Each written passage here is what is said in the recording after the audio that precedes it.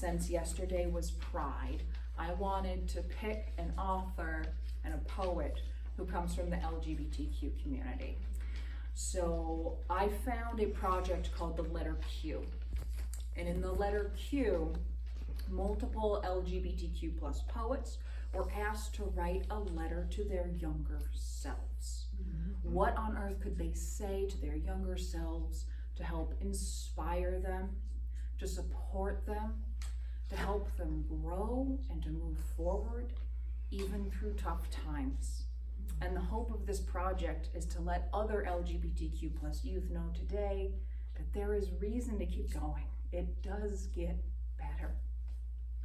And we can see with how wonderful and vibrant and how growing our Pride Parade is every year, that despite the oppressive heat, our culture is getting less so, that we are always moving forward. And as spiritualists, even at the inception of this religion, this movement, we have always been aligned and allied with progressive movements.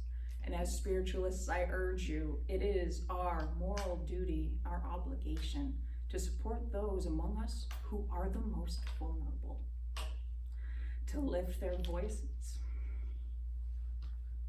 And when they cannot scream, to yell for them. So this letter was written by Dawn Lundy Martin, and she is a queer woman who is now 55. So she's seen some years. And I picked her letter because I thought it spoke to several very important themes in spiritualism. It speaks of transformation, of healing from trauma through love and self-acceptance. And those are themes that are important to us all, no matter who we are or where we came from.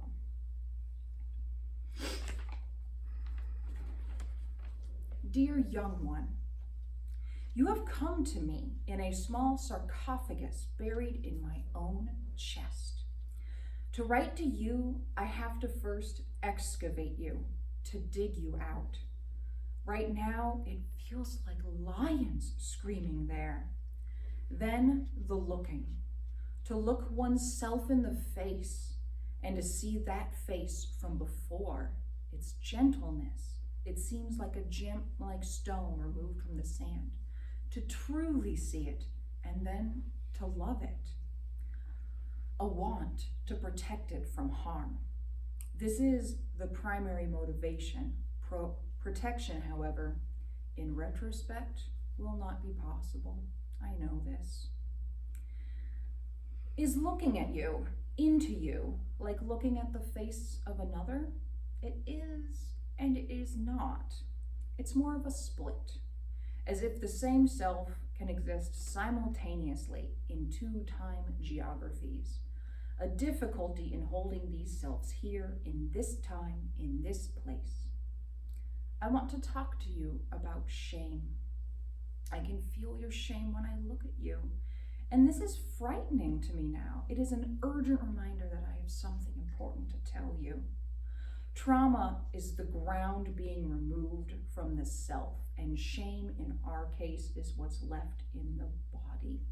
But it is not your shame to carry. So when you make the transition from girl to young woman, there will be almost no recognition there. You will think irrationally that the body is a mutation or a punishment. What you do not know is that it will take only a few years for your body to feel like your own again. No more compulsions to hide. You will know the bodies of other people with bodies akin to yours, and as the cliche goes, it will all feel like home. We will hold this shame tight, you and I, and we will pet it gently. And by doing this, we will make it soft and sweet as a kitten.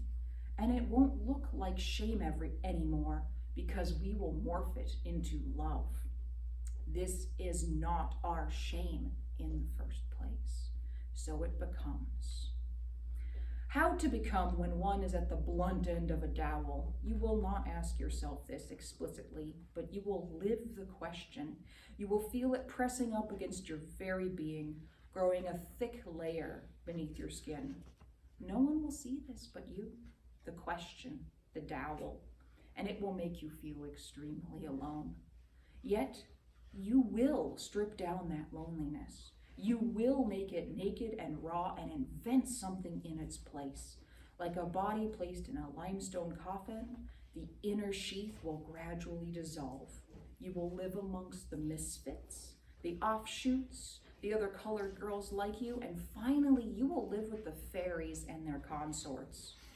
Eschewing convention will fuel a useful and life-saving transformation from the known to the unknown, and here you will dance wildly.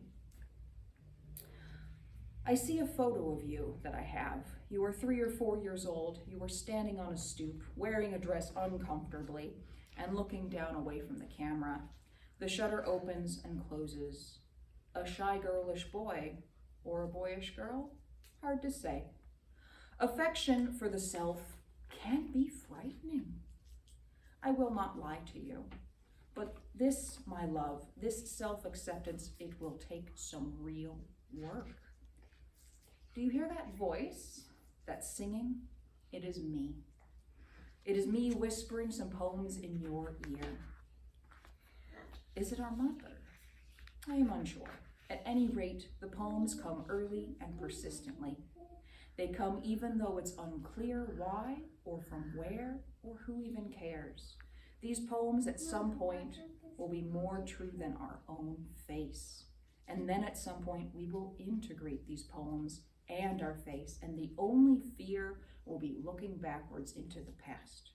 This we will have to address together.